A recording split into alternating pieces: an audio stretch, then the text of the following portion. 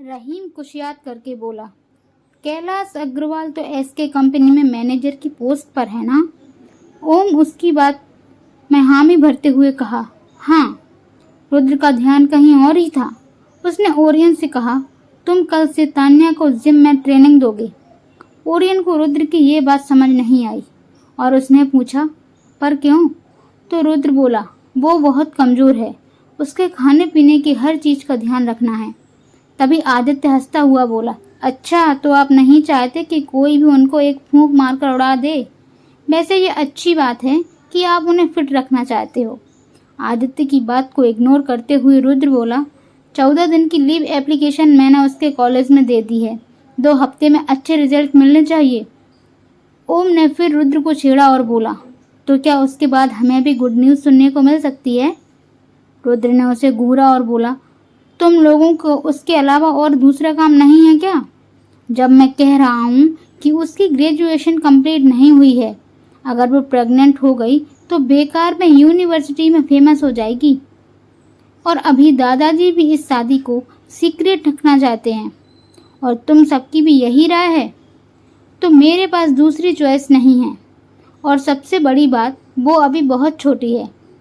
आदित्य दांत निकालकर हंसने लगा और बोला, मेरी छोटी सी प्यारी भाभी। रजत बोला, just shut up Aditya. Aditya अजीब सा मुंह बनाते हुए बोला, भाई ऐसा कुछ नहीं होगा, आप भी ना। ओरियन ने रुद्र को बोला, ठीक है 14 दिन काफ़ी हैं, उसे अच्छी ट्रेनिंग दूंगा। 14 दिन में नॉर्मल हो जाएगी, पर उसके लिए उसे एक बार हॉस्पिटल में जाना पड़ेगा उसका चेकअप कराने के लिए। उसकी हालत देखकर तो यही लगता है कि वो बहुत वीक है, शायद ही मेरे इंस्ट्रक्शन फॉलो कर पाए। फिर भी मैं पूरी कोशिश करूंगा। आदित्य मुस्कुराते हुए बोला, पर ब्यूटीफुल बहुत है। रुद्र ने उसे घूर कर देखा और ओरियन से बोला, उसके खाने पीने का अच्छे से ध्यान रखना है। मैं 2 हफ्ते के लिए रसिया जा रहा हूँ, इम्पोर्टेंट मीटिंग के लिए। ओरियन बोला, ओके बॉस।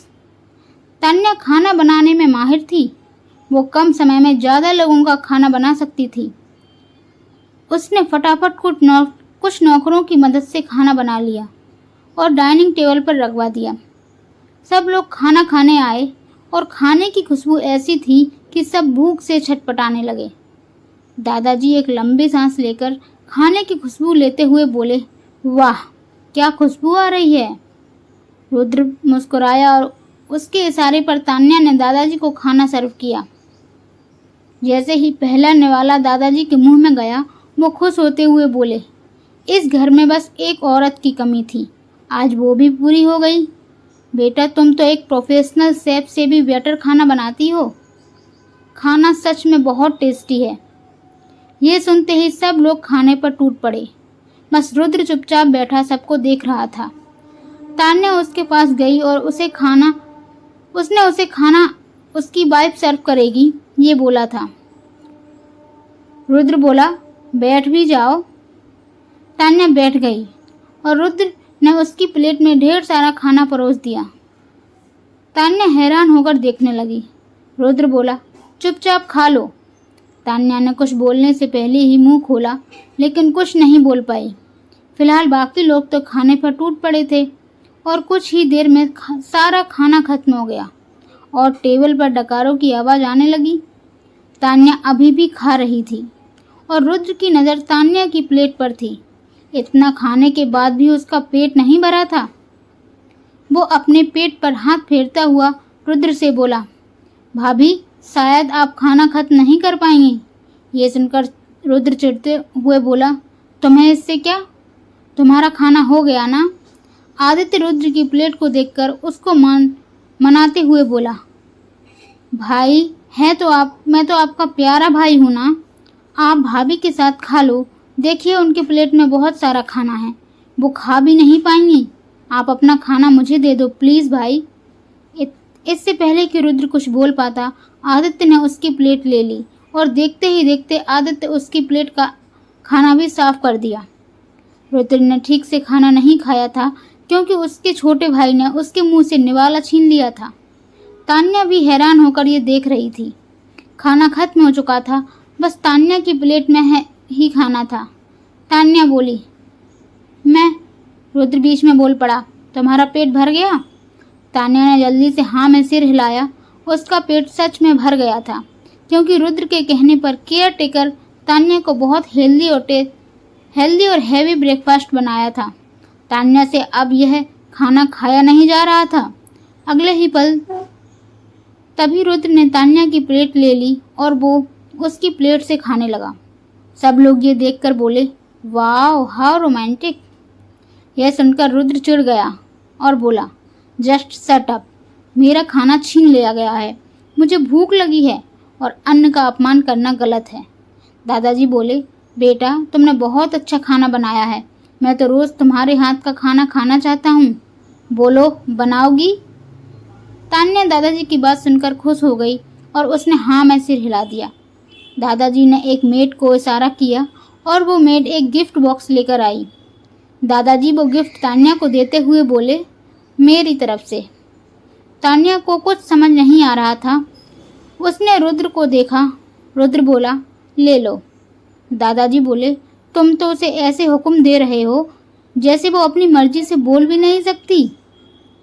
रुद्र ने दादाजी को समझाते हुए कहा, ऐसा नहीं है दादाजी, वो अनकंफर्टेबल फील कर रही है क्योंकि यहाँ पर कोई भी औरत नहीं है ना। फिर तान्या ने दादाजी से गिफ्ट ले ली और दादाजी के पांव छूकर उनसे आशीर्वाद लेने लगी। तो दादाजी बोले, जीती रहो और जल्दी से मुझे मेरे परपोते या परपोती का मुंह दिखा दो। ये बात सुनकर सब दांत दिखाने लगे और तान्या शर्म से झेप गई। रुद्र को ये सब थोड़ा अजीब लगा और उसने दादाजी से कहा, दादाजी this situation is really awkward. दादाजी को अपने पोते की इस बात पर बड़ी हैरानी हुई और उन्होंने पूछा, इसमें क्या ऑकवर्ड है?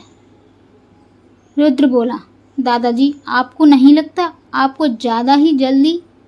बीच में ही दादाजी जोर जोर से हंसने लगे और बोले, अरे मेरे प्यारे पोते, मुझे कोई जल्दी नहीं है, जब तुम्हारी मर्जी होगी तब मुझे परदादा बना देना। ये सारी बातें सुनकर आदित्य बोर होने लगा और वो बोला, हो गया, चेंज द टॉपिक प्लीज़। भाई आज काम से रसिया जा रहे हैं 2 हफ्ते के लिए।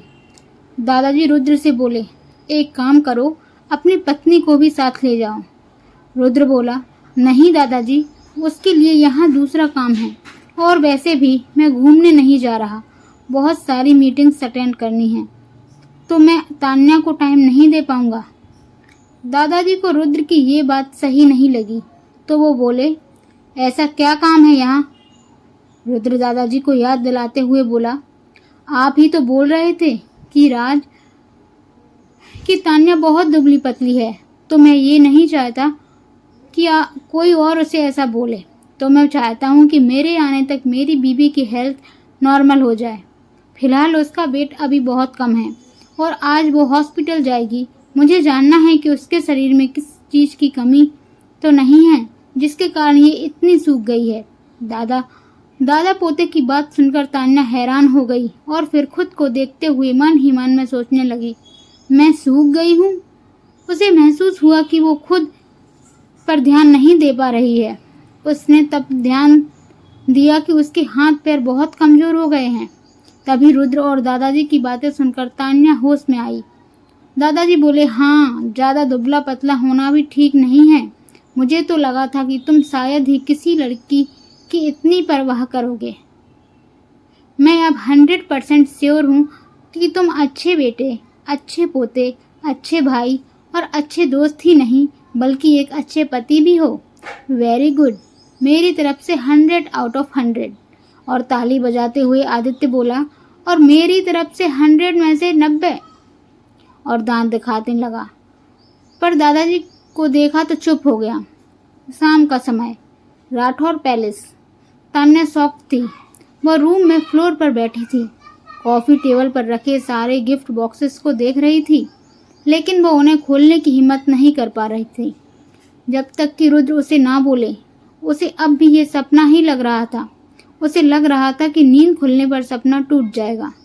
उसकी इतनी अच्छी किस्मत कैसे हो सकती है कि उसे ऐसा ससुराल मिले भला कौन एक नाजायज औलाद को अपनाता है। वो यही सब सोच सोचकर परेशान होने लगी। तभी रुद्र कमरे में आया और उसने तान्या को फ्लोर पर बैठे उन गिफ्ट बॉक्सेस को घूरते हुए देखा। वो मुस्कुराते हुए बोला, तुम्हारा ही है सब, खोल कर देखो। तान्या के चेहरे पर पैनिक था। वो समझ गया था कि तान्या को कभी किसी का प्यार नहीं मिला था और अचानक इतना प्यार और इज्जत मिलने पर उसे हैरानी हो रही है। वो ये भी समझ रहा था कि तान्या इन सबको एक सपना समझ रही है, तो जो सुबह उठकर ही टूट जाएगा। वो सोफे पर बैठा और तान्या की बाँह पकड़कर उठाया।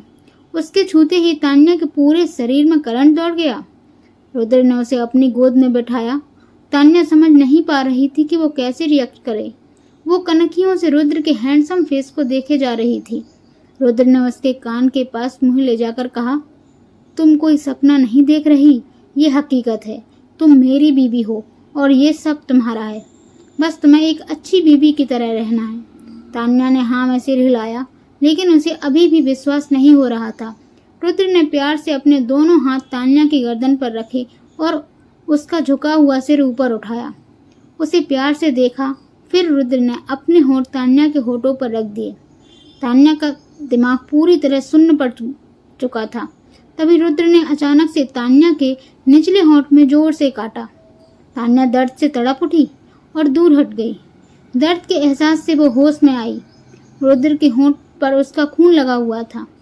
तान्या को बहुत गुस्सा आया और वो मन ही मन में सोचने लगी, राक्षस कहीं का, ऐसा कौन करता है। माना कि इनका मेरे ऊपर 1 करोड़ का कर्जा है, इसका मतलब ये नहीं कि ये ऐसे बिहेव करेंगे मेरे साथ। वो रुद्र को अजीब नज़रों से देख रही थी। रुद्र के होंठों पर एक शरारत भरी मुस्कान थी। तुम चाहो तो दोबारा तुम्हारे होंठों को काट सकता हूँ। अब यकीन हुआ कि ये सपना नहीं, सच है। तान्या ने जल्दी से हाँ में सिर हिलाया और वो दोबारा ऐसा कुछ नहीं करना चाहती थी। उसके लिए ये पहली बार था। ये एक अलग ही एहसास था जिसे उसका दिल और दिमाग दोनों ही नहीं समझ पा रहे थे। रुद्र बोला, मुझे पता है तुम कैलाश अग्रवाल की नाजायज औलाद हो। डोंट वरी, इस घर के लोगों को कोई फर्क नहीं पड़ता। खाना सच में बहुत टेस्टी था। तुम्हें तो किसी 5 स्टार होटल में मास्टर शेफ होना चाहिए। चलो अब मैं तुम्हें गिफ्ट देता हूँ। उसने अपने कोट के पॉकेट्स में एक रिंग बॉक्स निकाला। तान्या उसकी गोद से उठना चाहती थी, लेकिन रुद्र ने उसकी कमर को कसकर पकड़ रखा था। तान्या उसे ही देखे जा रही थी। उसे यकीन नहीं हो रहा था कि उसका हस्बैंड इतना गुड लुकिंग है। रुद्र ने बॉक्स खोला जिसमें 2 कपल रिंग्स रखी थी। रुद्र ने एक रिंग अपने हाथ की उंगली में पहनी और दूसरी तान्या के हाथ में पहना दी। तान्या ने देखा कि वो रिंग न्यू डिजाइन की प्लेटिनम रिंग थी। रुद्र ने अपने हाथ के ऊपर तान्या का हाथ रखा और देखने लगा और बोला, हमारे हाथ साथ में अच्छे लग रहे हैं। तान्या दोनों रिंग्स को ही देखे जा रही थी। तो रुद्र बोला, खबरदार उतारने की कोशिश की तो सोचना भी मत। तो तान्या बोली, जी मैं ऐसा कुछ नहीं करूँगी। तान्या को वो रिंग बहुत पसंद आई थी। उसे वह अपनी उंगली में बहुत अच्छी लग रही थी, इसलिए बार बार उसे ही देख रही थी। रुद्र बोला, आज रात में रसिया निकलने वाला हूँ, तो मेरी गैर मौजूदगी में तुम भागने की सोचना भी मत, समझी। तो तान्या बोली, जी। रुद्र बोला, मेरे वापस आने तक दादाजी को इम्प्रेस कर लेना और अपना ध्यान रखना। मैं आने के बाद तुम्हारा वेट चेक करूँगा। अगर तुम्हारा वेट उतना ही रहा तो तुम्हारी खैर नहीं। तान्या घबराकर उसे देखने लगी और मन में बोली, ऐसे कौन ख्याल रखता है, ये तो सरासर धमकी हुई। तो रुद्र के जाने के बाद कैसे